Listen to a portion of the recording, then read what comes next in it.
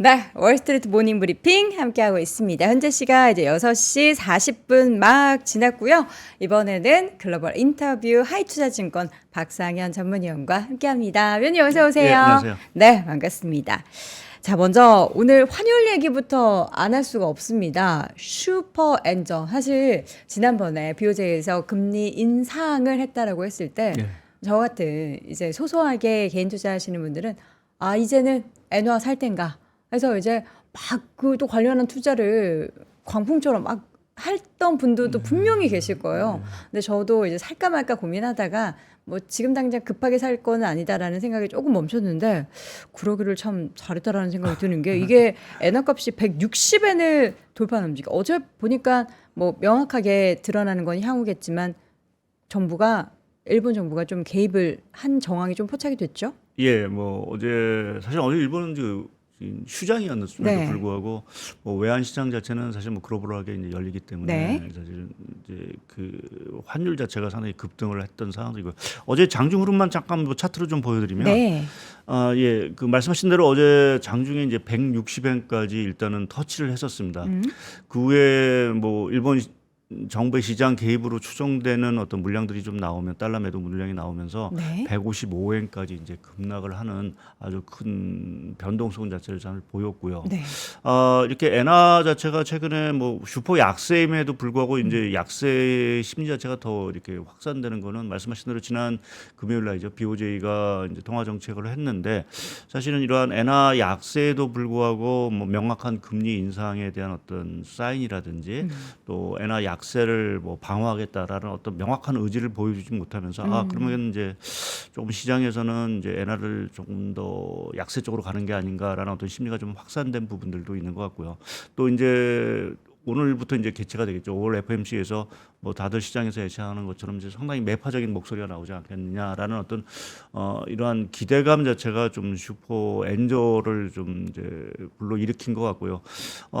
근데 이제 일본 은행이나 일본 정부 입장에서는 사실 좀 이게 160엔이라는 숫자 자체가 상당히 좀 버거운 숫자가 아니었나라는 좀 생각을 합니다. 물론 이제 슈퍼 엔저라는 게 일본 기업이라든지 특히 이제 대기업 수출 기업에는 상당히 이제 우호적인 어떠한 그러한 그렇죠. 레벨대이긴 하지만 이렇게 과도하게 이제 160엔이 뚫어버리게 되면은 사실은 170엔 가는 것도 순식간에 갈 수 있는 상황들이고 이제 그렇게 됐을 때 문제가 될 게 뭔가라고 보면은 첫 번째 부분은 이제 수입 물가가 당연히 올라가겠죠. 네. 이제 이렇게 됐을 때는 일본 은행의 이제 금리 인상이라는 게 생각보다 뭐 엔화를 방어하기 위해서도 금리 인상을 해야 되지만 물가가 올라가다 보면은 이제 금리를 올려야 되는 게 아닌가라는 이제 우려감이 나올 수 있는 부분들이 있고요. 이제 그렇게 됐을 때 문제가 되는 게 두 가지가 이제 문제가 되는 게 하나는 이제 그 내수 시장. 그러니까 일본 경제가 이제 살아나면서 뭐 한때 이제 니케이주가 4만을 갔던 상황들이긴 하지만 네. 일본 정부가 가장 골치 아픈 부분들이 이제 내수 경기입니다. 내수 경기 자체는 사실은 이러한 뭐 정부가 여러 가지 조치를 하고 있지만 잘 살아나진 않는 부분들인 것 같고요. 일본 내수 경기 그러니까 사실 관광객들이 정말 많이 늘고 네. 해서 소비를 많이 해도 실질적으로 일본 국민들이 뭔가 돈을 많이 쓰지 못하고 있는 상황인 네. 거군요. 그렇죠. 그러니까 거기에는 이제 그러니까 과거와는 뭐 이게 디플레 탈출 자체는 상당히 긍정적인 부분인데 네. 일본 사람들 입장에서는 과거 물가가 안 오르던 시대에 살다가 가업자가 이제 너무 이제 물가가 오르다 보니까 네. 사실 이제 지출 부담이라든지 이런 것들이 커지면서 사실 소비 제약이 사실은 오는 상황들이고 그래서 정부가 뭐 임금 상승이라든지 이러한 어떤 정책을 피고 있지만 사실은 아직 그 효과가 이렇게 확산되지는 못하는 상황들이고요. 또 이렇게 뭐 엔화가 자체가 너무 올라가게 되면 수입 물가 당연히 올라가는 부분들이기 때문에 당연히 이제 수입 그 내수 소비 경기 자체가 상당히 이제 어렵고 있는 그래서 일본 지표를 보게 되면 다 좋아지는데 이제 소비 심리는 사실은 썩 좋아지지는 않고 있습니다. 이제 그러한 것들이 이러한 환율 효과에도 상당 부분 어느 정도 영향을 좀 받고 있는 것 같고요. 또 한 가지 이제 우려가 되는 게 사실 일본 위기론이 사실은 다시 부각이 될 수 있다라는 것이 조금은 이제 일본 정부에서 곤혹스러울 수도 있다. 네. 생각하는 게 저희가 조금은 이제 시계를 좀 돌려보서 2022년 9월과 10월에 그때 엔화가 이제 150엔을 넘으면서 그때 일본 시장 개입을 그때도 했었습니다. 그때 이제 나왔던 얘기가 일본 이제 위기론이 나왔는데 왜 위기론이 나왔냐면은 이렇게 엔화가 가치가 떨어지고 뭐 이제 금리 자체가 올라가게 되면 일본 정부의 부채 부담 자체가 너무 커진다. 뭐 아시겠지만 지금 일본 정부 정부 부채가 GDP 대비 한 200% 훨씬 넘는 상황들이기 때문에 네. 금리가 조금씩만 올라가도 사실은 이제 상환에 대한 부담감이 상당히 그렇죠. 커지니까 자칫 이러한 그 엔화의 초약세 현상 자체가 이제 일본 위기론 자체를 부각시킬 수 있다라는 이제 위기감 자체가 서둘러서 사실은 좀 뭐 서두른 것도 아니죠. 사실 계속해서 구두 개입을 했었는데 약발이 안 먹히다 보니까 사실은 이제 본격적으로 이제 시장 개입에 어제 나선 것으로 이제 네. 좀 판단을 좀 해볼 수 있는 것 같습니다. 이게 나섰는지 안 나섰는지는 명확하게 이제 그 보고를 예, 계속 나중에 이제 하잖아요. 데이터 이제 나오겠죠? 재무부에서 이제 발표를 하면서 음. 저희가 시장 개입을 했다라고 이제 확인할 수 있는데 뭐 분위기로 봐서는 사실은 좀 시장 개입에 나선 것 같고요. 그쵸. 이미 그 징후는 지지난주죠. 이제 G7 재무장관 회담에서 뭐 공동 성명서도 나왔고 또 일본 재무장관이 앨런 재무장관을 사전에 만나서 사실은 시장 개입에 대한 부분을 사전에 용인을 받은 부분들이 아닌가 좀 생각을 좀 그 당시도 이제 했었기 때문에 네. 이건 시간의 문제지 언젠가는 이제 그 시장 개입에 나설 거다라는 거는 어느 정도는 사실은 시장에 좀 반영, 그러니까 좀 기대감 자체는 어느 정도 있었다라고 좀 봐야 될 것 같습니다. 엔화가 이렇게 이제 이번 통화 정책은 만약에 금리 인상을 하지 못했지만 지난번에 한번 어쨌든 금리 인상을 했잖아요. 그러고 나서도 못 올라오는 거는 말씀해 주셨던 것처럼 이제 일본 그 내수에 대한 문제, 경기에 대한 문제가 있기 때문입니까? 일단 금리를 올렸다 하더라도 사실은 제로 금리고요. 네. 그러니까 마이너스 금리를 제로 금리로 만들었다라는 거고 그렇게 보면 미국과의 금리 격차가 여전히 5.5% 그렇죠. 좀 벌어지는 부분들이고 또 하나 이제 일본 통화 정책 자체가 아직은 그 긴축적이지 않다라는 부분은 금리 정책도 금리 정책이지만 소위 말해서 양적 완화 정책을 아직 포기하지 않았다라는 거죠. 계속해서 지금 일본 국채를 계속 매입하고 있는 상황들이기 때문에 네.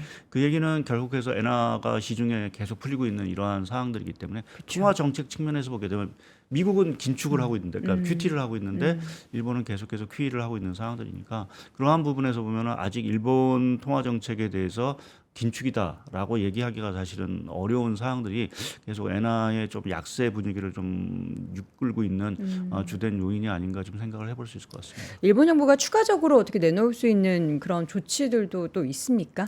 엔저를 방어하기 위해서? 현재로는 사실 뭐 금리 인상에 나서야 되는데 그거는 네. 말씀드린 대로 내수 경기라든지 또 일본 정부의 재정 부담을 생각하면 사실 그렇죠. 쉽게 선택할 카드는 아닌 것 같고요. 네. 결국 당분간은 좀 시장 개입을 통해서 속도 조절에 나설 수밖에 없는 상황들이 아닌가 좀 생각을 그렇게밖에 딱히 방법은 사실은 없는 것 같습니다. 그러니까 이 외환 시장 개입이라는 게 이 추세를 전환시키기는 어렵거든요. 그러니까 뭐 그렇지만 이제 시장으로 하여금 과도하게 쏠려 있던 엔화의 어떤 약세 기대감을 조금은 이제 후퇴시킬 수 있는 부분들도 있어서 일본 정부가 택할 수 있는 당분간의 카드라는 거는 계속해서 지속적으로 아마 외환시장 개입을 통해서 이거 좀 엔화 뭔가 떨어뜨리기보다는 사실은 한 155엔 레벨 고 언저리에서 계속 방어하려는 노력을 계속하지 않을까라는 좀 생각을 해볼 수 있을 것 같습니다. 네. 그럼 지금 수준에서 더 올라가는 거는 좀 방어가 되고 말씀해 주셨던 155엔에서 160엔 사이 달러엔 환율이 계속 박스권의 예, 박스권에서 근데 하나 수도 변수가 있다. 있죠. 이제 오늘 이제 FOMC 결과가 네. 너무 매파적이면 이제 금리 미국 국채 금리가 지금 다소 조금 진정이 됐는데 여기서 4.7%를 뚫고 올라간다라고 하면 사실은 외환 시장 개입의 효과도 사실은 상당히 약화될 수 있는 부분들이 있죠. 그렇죠. 그래서 일본 정부에서 고민이 사실 좀 클 겁니다. 사실은 이게 뭐 마냥 놔둘 수는 없는 상황들이고, 근데 미 연준이 너무 매파적인 어떤 소리를 냈을 경우에는 네. 달러도 강세가 될 거고 이제 그렇게 되면 뭐 엔화가 추가적으로 또 160엔을 털치하는 이러한 모습이 나올 수 있는 부분들이 있어서 네. 시장 개입에 대해서 계속 하긴 하지만 그 시점이라든지 이러한 부분에 대해서는 상당히 좀 신중하게 아마 접근을 할 가능성이 커 보입니다.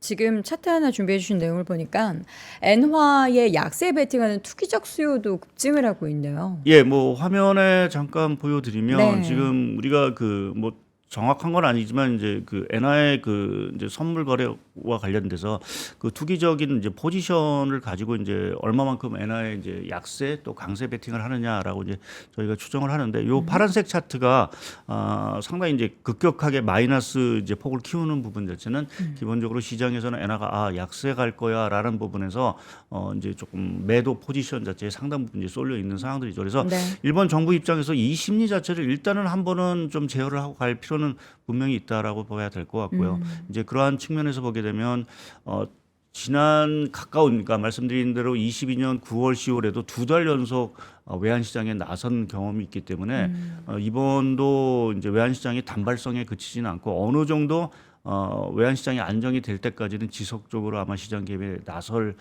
공산이 크다라고 보는 게 맞을 것 같습니다. 네.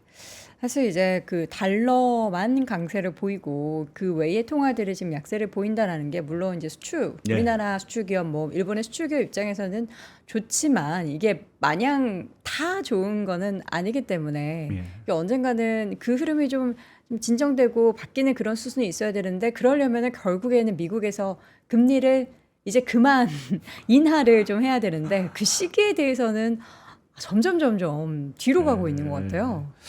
예, 그 저도 뭐 6월 금리 인하를 계속해서 말씀드렸었는데 그것이 결국 이제 틀린 그런 상황이 된 상황들인데요. 그러니까 아직 6월이 오지도 않았는데 예. 사람들의 심리는 이미 저기 9월까지 가 있던데요. 예.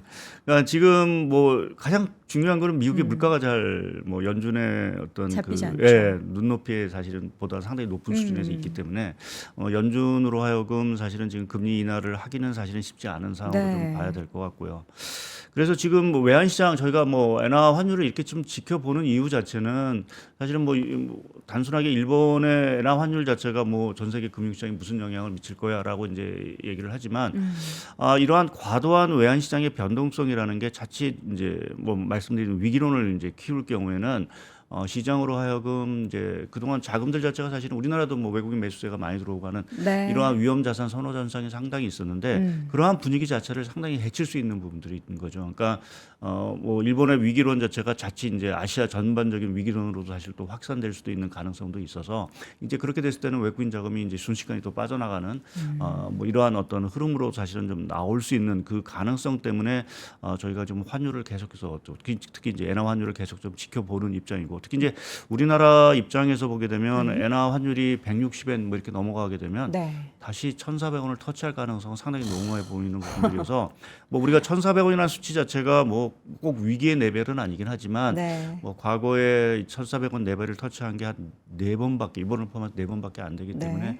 사실은 썩 좋은 어떤 레벨 때는 분명히 아닌 상황들이어서 저희가 엔화 환율에 대해서 이렇게 조금은 이제 민감한 반응을 보일 수밖에 없는 또 아까도 말씀드렸지만 또 엔화에 또 투자하신 분들은 상당히 조금 이제 손실 자체가 상당히 또 커질 수도 있는. 그러니까 지금 뭐 엔화도 엔화지만 지금 원엔 환율 자체가 어제 장중에 한 860원까지 떨어졌습니다. 우리가 한때 뭐 동일본 대지진 뭐 고 전 언저리가 네. 1,500원까지도 갔던 시절이 있었는데 그거 생각해 보면 사실은 지금 860원이라는 레벨 자체는 어마어마하게 낮은 수치인 거고요. 이제 그것이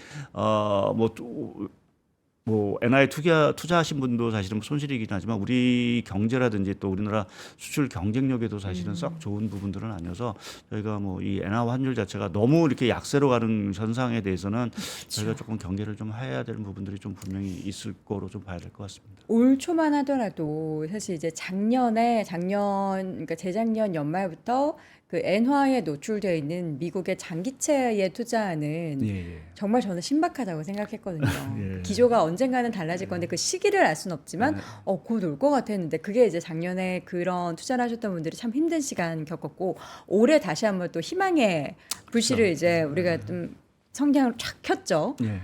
드디어 이제는 수익을 볼 수 있겠다. 올해는 미국은 금리 인하를 할 거고 일본은 금리 인상을 할 수밖에 없을 거야 했는데 이제 일본이 한번 금리 인상을 조금 하기는 네. 했고 근데 또 이렇게 시기가 생각했던 것보다 좀 멀어질 줄이야 우리가 알았겠습니까? 예. 저도 사실은 뭐 그러한 말씀하신 대로 엔화를 활용해서 뭐 미국 장기 투자라는 부분 자체를 저도 뭐 투자 전략 비슷하게 제시를 했던 부분들이 있는데 네. 사실 뭐 상반기까지는 이제 상당 부분의 어떤 지금 마이너스 수익이 나는 그렇죠. 어떤 상황들인데, 근데 뭐 중장기적으로 봐서는 사실은 뭐 우리가 아직 그 미국의 금리 인하에 대한 가능성 자체가 완전히 소멸된 상황들은 아닌 그렇죠. 거고요. 그 시기가 9월이 될지 12월이 될지는 조금 지켜봐야 되는 부분들이 있긴 하지만 네. 여하튼 미국이 뭐 또 뒤에도 좀 얘기를 하지만 뭐 스태그플레이션이라든지 뭐 이러한 쪽으로 갈 가능성은 사실은 커 보이지는 않는 상황들이고. 그러니까 최근에 GDP 발표하고 나서 예. 스태그플레이션에 대한 가능성을 대두를 막 시켰는데 헤드라인 예, 예, 통해서 우리 위원님께서는 거기까지는 안 간다로 예, 좀 보시는 거네요. 앞서가는 좀 목소리가 아닌가 좀 생각을 좀 하고 있고요. 물론 이제 1분기 성장률이 예상보다 부진했다라고 하지만 사실은 그동안 미국의 성장의 속도를 생각해 보면 어느 정도는 뭐 한 차례 쉬어갈 수 있는 부분들이 있고요. 또 한 가지는 사실 오늘도 그 뭐 관련해서 그래서 차트를 좀 준비를 해왔는데요. 왜 1분기 성장률이 안 좋았을까라는 부분을 내용적으로 좀 뜯어보면 사실은 그 내용적으로는 그렇게 썩 나쁜 내용이 아니었습니다. 그러니까 지금 화면에 이제 보여드릴 텐데요. 자료 한번 볼까요? 이게 미국의 이제 지출별 성장 기여도를 좀 그려놓은 건데요. 네. 우리가 이제 그 성장 기여도 보면 한 핵심이 소비하고 사실은 투자입니다. 근데 소비하고 투자는 사실은 성장 기여도가 다 플러스 기여도를 1분기에 기록을 했는데 그러네요. 그러면 어디서 이제 성장률을 까먹었냐 하면 이 순수출 부분에서 사실 까먹었습니다. 미국의 수출이 꺾이고 있다. 수출이 꺾이기보다는 네. 수입이 너무 많이 들어간 거죠. 수입이 많아서. 예. 그러니까 수입이 왜 많았느냐라고 하면 사실은 미국 경기가 좋아서 사실은 뭔가를 수입이 수입해서. 많이 수입을 한 거죠. 그러니까 네. 뭐 또 에너지 가격도 올라가고 뭐 하는 부분도 있긴 하겠지만 네. 기본적으로 수출보다는 사실은 뭐 소비라든지 이런 것들이 워낙 좋다 보니까 네. 사실은 이제 수입이 많아서 순수출, 그러니까 수출에서 수입을 뺀 기여도 자체가 워낙 지금 마이너스를 보이면서 이게 성장률을 거의 한 1%포인트 정도 이제 까먹은 효과가 나옵니다. 그러니까 네. 그 얘기는 말씀드린 대로 이게 미국이 경기가 좋아서 수입을 많이 해서 사실은 이런 성장 측면에서는 약간의 이런 어떤 뭐 성장률이 떨어진 부분들이지 네. 이게 성장의 어떤 모멘텀 자체가 확 떨어진 부분들은 아니다라는 쪽에 좀 생각을 하고 있고요. 또 하나 중요한 게 저희가 뭐 연초부터 뭐 매그니피센트 세븐이니 AI 뭐 이러한 얘기를 하면서 미국의 여러 가지 이제 투자와 관련된 뭐 이러한 것들을 이제 말씀을 드리는데 또 하나 미국의 성장률에서 그 중요한 데이터 중에 하나가 이제 그 투자와 관련된 그 데이터인데요. 그 위쪽 파란색으로 보이시는 게 그 지식 재산 생산물 투자라고 해서 우리가 알고 있는 뭐 소프트웨어 개발 투자라든지 이런 무형 자산 투자입니다. 네네. 이것의 투자 증가율을 보게 되면 계속해서 지금 플러스 증가율 또 그러네요. 지난해 3분기를 또 저점을 해서 조금 올라가고 있는 상황들이거든요. 그러니까 지금 미국을 견인하고 있는 지금 이러한 성장 산업 특히 이제 AI라든지 뭐 이러한 산업과 관련된 그 무형 자산 투자 자체는 여전히 양호하다, 견조하다라는 측면에서 보게 되면 네. 미국 경기에 대해서 우리가 우려할 성장률 하나가 조금은 뭐 1분기에 좀 미스했다고 해서 지금 우리가 우려할 단계는 아닌 것 같고요. 특히 네. 뭐 기업들의 실적들을 보더라도 그렇게 뭐 실적이 나쁜 기업들이 사실은 눈에 띄게 사실은 있는 기업이 뭐 몇 개 손에 이제 꼽을 정도이기 때문에 네. 사실은 지금 미국의 어떤 경기 상황이라는 부분 자체는 상당히 양호한 부분들이고 특히 이제 고용 시장이라든지 뭐 이번 주에도 또 고용 시장 지표가 나오겠지만 고용 시장 자체가 상당히 좀 견조하다라는 부분에서 보게 되면 미국 경기가 여전히 탄탄하다라는 말씀을 좀 드리겠고요. 네. 또 하나 좀 흥미로운 걸 하나 좀 제가 오늘 좀 준비를 했는데요. 이 자료는 뭐죠? 이게 얼마 전에 그 미국 연준 자료를 갖고 어느 한 기관에서 이제 조사를 한 부분들인데요. 네. 그러니까 팬데믹 기간 동안 젊은 세대들의 자산 증가가 다른 그 연령에 비해서 상당히 크게 늘어났다라는 어떤 조사가 있습니다. 그러니까 이게 뭐 주식 투자나 코인 예, 투자로 여기 인해서 보시게 그런 되면 이제 걸까요? 자산이 늘어나는 항목들을 쭉 이렇게 나열을 했는데 네. 보게 되면 기타 금융 자산 부분에서 코인. 예, 많이 늘어난 부분들이 사실 좀 보이겠습니다. 여기 코인이겠죠? 뭐 코인이라든지 뭐 주식 이런 것들이 다 포함됐다라고 기타 다 자산에 포함됐다고 주식도 보는 게 포함되는군요. 맞을 것 같고요.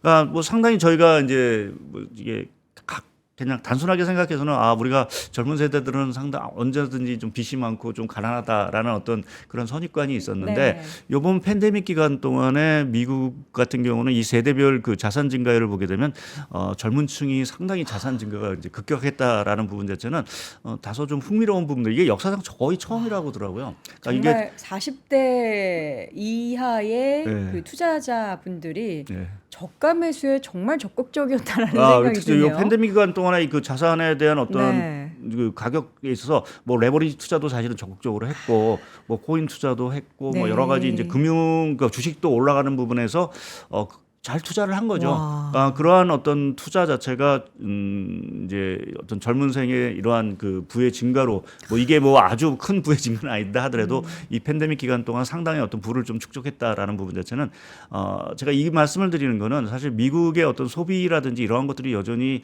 견조할 수 있는 부분이 고용 시장도 사실은 뭐 탄탄한 부분도 있지만 이렇게 어떻게 보면 주력 소비층이라고 할 수 있는 40대 미만의 어떤 그 세대들 자체가 실질적인 자산 자체가 상당히 많이 늘어났다라는 것도 하나의 좀 역할을 하지 않았나라는 쪽으로 생각을 하고 있어서 미국 경제가 그러한 측면에서 보게 되면 여전히 저희가 뭐 우려할 뭐 스태그플레이션을 우려할 정도의 상황은 아니지 않겠느냐 좀 생각을 해봤습니다. 그러니까 그 팬데믹 사이에 미국 경기가 탄탄할 수 있었던 것은 사실 뭐 리쇼어링도 있었지만 네. 이렇게 소비를 계속 근간을 받쳐줄 수 있었던 40대 자산이 늘어난 것도 영향이 네, 있잖아요. 네. 근데 저는 이제 쓸 만큼 쓰지 않았을까. 예, 그래서 예. 왜 우리나라도 보면은 2030 세대가 그 팬데믹 사이에 그들도 이제 주식이나 코인을 통해서 자산을 많이 증식했고 네. 그래서 이제 골프를 엄청 많이 쳤는데 그 수요가 지금 확 꺾였다고 하거든요. 예, 맞습니다. 우리나라도. 근데 미국도 좀 비슷한 그런 상황이 연출이 되지 않을까라는 이제 생각도 거기 약간 좀 차이가 들어요. 있겠죠. 우리나라는 주식시장이 못 올랐고 그래도 조금 저점 대비해서 올랐지만 올랐으니까요. 네. 미국 주시장 거의 사상치 고치를 계속해서 경신을 하고 있는 그렇죠. 상황도 있고 그보다도 사실은 더 중요한 게 고용시장이죠. 음, 고용시장이 워낙 탄탄하고 임금 상승률이 높다 그런 보니까 면에 좀 다르군요. 예, 그 부분에서 소비라는 부분 자체를 계속해서 지탱해 줄 수 있는 힘이 네. 있는 부분들이고요. 아마 그러한 것들 때문에 사실은 물가가 뭐 생각보다는 잘 안 잡히는 원인 중에 하나도 사실은 거기에서 나오지 않나 좀 생각을 좀 해볼 수 있는 것 같습니다. 네. 우리나라와 같은 면이 있지만 네. 또 다른 면은 네. 고용이 여전히 탄탄하다라는 네. 그런 환경이 좀 많이 다른 것 같습니다. 지금 이제 앞서서 말씀해 주셨지만 FOMC를 목전에 두고 있는데 우리에게는 이번에는 기대가 1도 없어요. 근데 그렇죠. 또 여기서 이제 환율 시장도 그렇고 이제 뭔가 이렇게 눈치를 봤을 때 너무 매파적이지만은 않을 것 같다라는 저는 기대. 예. 살짝이나마 이제 일말의 기대를 하는데 어떻게 좀 그냥 매파로 생각을 하고 시장을 대응을 해야 될까요? 예, 뭐 내용적으로는 네. 뭐 달라질 게 없다. 좋은 얘기를 하시지는 않을 것 같고요. 다만 이제 기대하는 거는 금리 인상에 대해서는 조금 선을 긋는 얘기가 좀 나온다라고 하면 그 부분에 대해서는 시장이 조금은 좀 반응하는 부분들이 있지 않을까 좀 생각을 하고 있습니다. 그러니까 시장이 뭐 이미 뭐 금리 인하의 시점 자체는 상당히 이제 지연된다는 거는 뭐 대부분 다 이미 반영이 된 사항들이고요. 네. 여기서 이제 우려하는 거는 연준이 뭐 이런 물가 때문에 추가적인 금리 인상에 나서는 어떤 그러한 신호를 혹시라도 주지 않을까. 이제 그렇게 됐을 때는 미국 국채 금리 자체가 다시 또 올라가는 이러한 분위기가 연출될 수 있는 부분들이 있어서 이번 FOMC 회의에서 가장 큰 어떤 관전 포인트 자체는 저는 개인적으로는 금리 인상과 관련돼서는 분명히 그건 아니다라는 어느 정도의 파월 의장의 어떤 얘기들이 좀 나올 수 있다라고 하면 주식시장에는 뭐 우리가 다들 뭐 지금 뭐 말씀하신 대로 네. 분명히 매파적일 거라는 분명히 알고 있기 때문에 어떤 뭐 매파적 목소리 자체가 그렇게 시장에 충격은 주지는 않을 것 같고요. 오히려 뭐 조금 금리 인상에 대한 어떤 것들을 분명히 선을 그어준다라고 하면 네. 뭐 무난하게 좀 넘어가는 회의가 되지 않을까라는 예상을 좀 해봤습니다. 물론 뭐 장중에 파월 의장의 발언이나 이런 것들로 단기적인 뭐 출렁임은 있을 수 있겠으나 우리가 이미 알고 있는 매파적인 그 FOMC의 내용들이 크게 달라지지 않을 경우에는 시장에서는 확 뭐 시장이 뭐 약세로 돌아선다거나 하는 그런 움직임들은 좀 예. 제한적일 것이다. 뭐 다행스러운 거지만 지금 최근에 그 미국 10년물 국채 금리가 어제도 기준으로 한 4.6 네. 이 정도, 그러니까 4.5를 거의 이제 6을 깰 정도로 이제 좀 떨어졌는데요. 그러니까 시장에서도 어느 정도는 이제 그 연준 인사들의 매파적인 목소리 자체가 이제 국채 금리에는 분명히 반영이 돼서 4.7%를 일단은 깨지 않고 사실은 조금 안정을 찾는다라는 것도 아마 그러한 분위기를 사실 저는 좀 선반영을 하고 있다라고 좀 봐야 될 것 같고요. 네. 그래서 뭐 말씀드린 대로 4.7% 그러니까 FOMC를 끝나고 나서도 미국 10년물 국채 금리가 4.7%를 뭐 크게 뭐 윗도는 수치가 나오지 않는다라고 하면 주식 시장에 주는 충격 자체는 상당히 좀 제한적이지 않을까 좀 판단을 좀 하고 있습니다. 네, 지금 그러니까 모건 스탠리 쪽에서는 다른 조건이 동일하다라는 그런 가정하에서 10년물 금리가 향후 석 달간 지금의 수준, 그러니까 뭐 4.67 요 수준에서 유지만 하기만 해도 S&P 500 지수가 5% 추가 하락할 수 있다라는 예상을 내놓기도 했는데 위원님 어떻게 보십니까? 지금 사실 실적 시즌 다 겹쳐 있는 그런 상황 속에서 10년물 금리의 수준을 두고 이런 예측이 나오는데 동의하십니까? 예, 그러니까 지금 모건스탠리가 얘기한 것들이 네. 전 레벨, 그러니까 4.67 자체가 앞으로 계속 지속이 된다, 만 2, 3개월 지속이 된다는 의미 네. 자체는 결국 미 연준의 금리 인하가 올해 안 될 수도 있다라는 어떤 시장 분위기를 사실은 반영하는. 왜냐하면 만약 연말 정도 이제 금리 인하가 된다라고 하면 선반영. 예. 선반영을 하겠죠. 예, 네. 선반영을 하게 되면 이제 국채 금리 자체가 조금 떨어질 텐데 네. 만약 이 레벨 자체가 계속 유지된다라는 건 물가도 잘 안 잡히면서 올해 금리 인하가 없는 게 아닌가라는 어떤 시장의 의구심 자체가 계속 이제 국채 금리 자체를 전 레벨에서 사실 유지시킬 수 있다라는 어떤 그러한 것들 때문에 주가가 조정을 받을 수 있다라고 아마 모건 스탠리가 자체가 판단을 한 것이 아닌가 좀 생각을 하고 있어. 저도 그 부분에 있어서 만약 국채 금리 자체가 너무 이 4.67 레벨에서 계속 유지가 된다라고 했을 경우에는 조금 시장이 부담을 좀 줄 수 있다라고 봐야 될 것 같고요. 이제 그거는 경계도 당연히 부담을 줄 거고 네. 또 연말 뭐 후반에 가서 우리가 또 뭐 아직은 좀 뭐 좀 크게 부각이 되지 않고 있는 뭐 미국의 뭐 상업용 부동산이라든지 이러한 또 신용에 대한 얘기들이 다시 또 나올 수 있는 부분들도 있어서 네.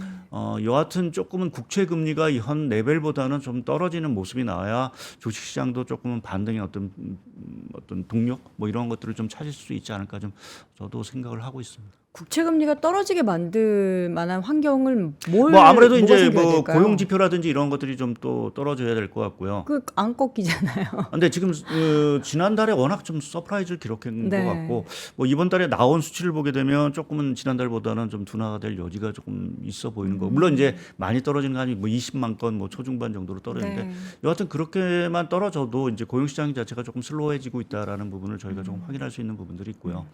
또 한 가지는 아무래도 이제 이 실으나 좋다 이제 물가 지표가 이제 결국 관건이 되겠죠. 그래서 5월 달에 이제 또 발표될 저희 4월 이제 물가를 보면서 과연 이제 정말 물가가 안 잡히고 있는 건지. 4월. 예.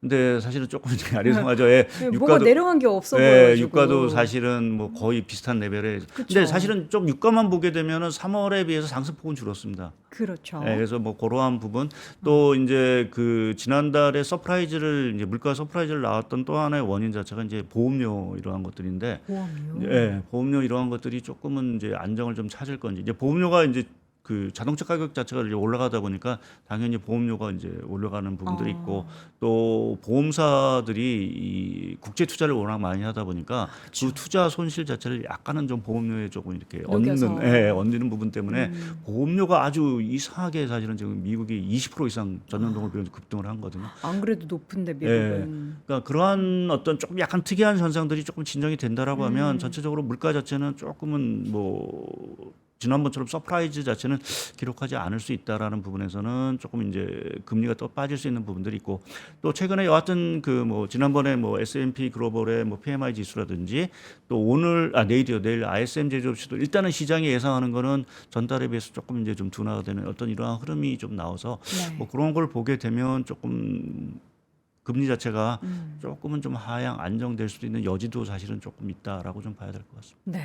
금리에 영향을 미치는 다양한 변수들 가운데 이제 고용과 결국에는 물가의 데이터가 어떻게 나오느냐인데 고용은 뭐 씹는 것 같긴 한데 이게 막 드라마틱하게 네. 쉽지가 않으니까 또 이번 주에 나온 다양한 데이터들 보셔야 될 것 같고 물가 지표 같은 경우는 이제 5월 중에 발표가 될 텐데 이제 YOY보다는 이제 MOM 이제 월별로 어떻게 변화하는지를 볼 때 이번 달에는 그러니까 지난달에 물가를 좀 끌어올렸었던 요인 중에 크게 뭐 유가 같은 경우에는 큰 레벨의 변화는 없었고 보험 같은 경우에도 이미 올랐기 때문에 이게 MOM으로 봤을 때는 조금은 우리가 이제 기대할 만한 수준인지는 모르겠지만 조금 그래도 물가가 살짝은 내려오지 않을까라는 기대를 살짝 저도 해보도록 하겠습니다. 지금 실적 발표 계속해서 이어지고 있잖아요. 네. 매크로 변수도 중요한데 결국에는 보면은 아무리 국채 금리가 막 올라가도 실적이 잘 나오면은 시장은 올라가거든요. 지금 실적 데이터도 나오는 거 꽤 괜찮죠. 예, 뭐 말씀드린 대로 뭐 지금 실적 미스한 어떤 대형 기업, 뭐 빅테크 기업은 사실은 그게 뭐 미스를 하더라도 가이던스를 예. 워낙에 좋게 얘기를 해서. 그래서 뭐 그렇게 좀 우려할 부분들은 좀 아닌 것 같고요. 네. 또 지금 뭐 저희가 미국 경기만 사실은 얘기를 하지만 좀 긍정적인 거는 그 비미국 쪽 경기 자체가 조금은 터닝을 하는 모습들이 좀 나오고 있잖아요. 어디요? 유럽은 좀 유럽, 걱정하잖아요. 독일이라든지 이러한 쪽도 사실은 괜찮아지고 있어요. 좀 괜찮아지고 있는 상황들이고요. 그리고 이제 아까 뭐 테슬라 때문에 중국을 많이 얘기를 네. 하셨는데 중국도 사실은 우리가 뭐 여전히 불안하긴 하지만 지표로 보게 되면 약간은 좀 개선이 보이고 있고요. 특히 지표를 믿을 제가 뭐 저희가 뭐 믿고 안 믿고는 뭐 또 네. 다른 문제이긴 하지만 뭐 그쵸. 저희가 계속 보면서 그것을 갖고 판단을 하는 거니까요. 그리고 또 하나 중요한 거는 지금 홍콩 증시가 저점 대비 20% 이상 올랐거든요.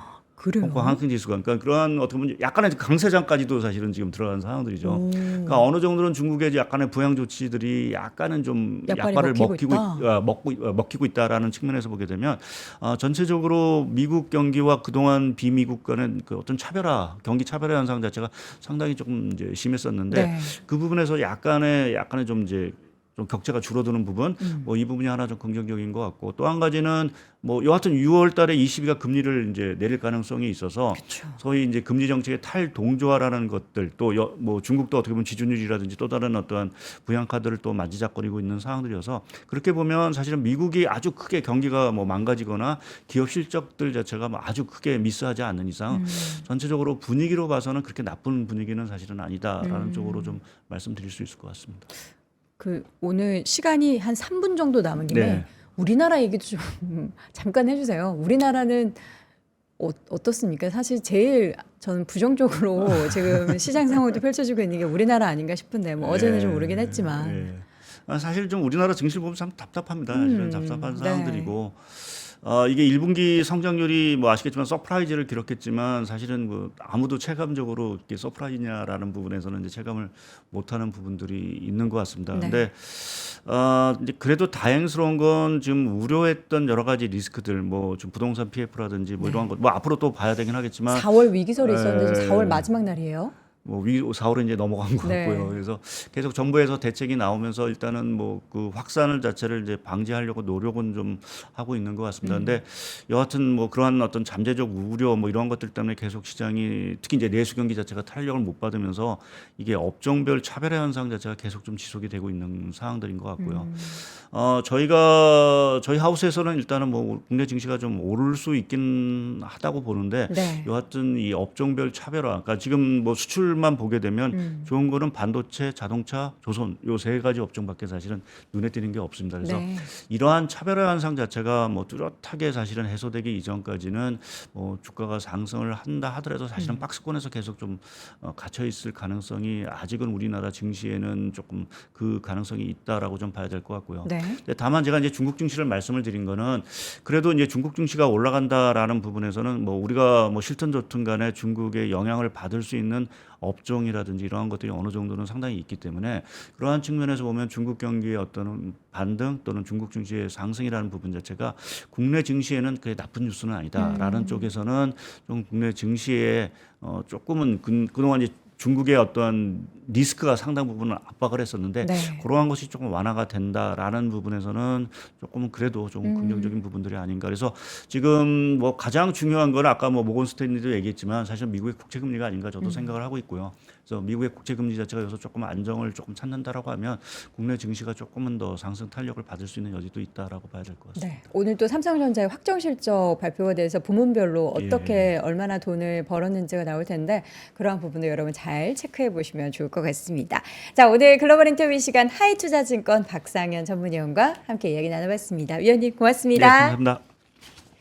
자, 월스트리트 모닝브리핑 화요일 순서 함께 하셨습니다. 내일은 5월 1일이고요. 법정 공휴일입니다. 근로자의 날이라서 여러분들 주식시장도 쉬고 모두 쉬시길 바랍니다. 뭐 일부 이제 쉬지 않는 분들도 계실 테지만 그런 분들은 더 힘내서 돈 더 많이 버시길 제가 파이팅 외쳐드리고 싶고요. 내일 쉬기 때문에 화요일장, 수요일장 이슈 모두 모아서 저희는 목요일 오전 6시에 다시 돌아오도록 하겠습니다. 여러분 수요일 편안하게 보내시고요. 목요일 오전 6시에 뵙겠습니다. 고맙습니다. 박근영, 이선영, 사경인, 염승환 투자 마스터들의 세심한 케어로 건강한 투자 습관을 만드세요. 3프로 멤버십 3프로 앱에서 확인하세요.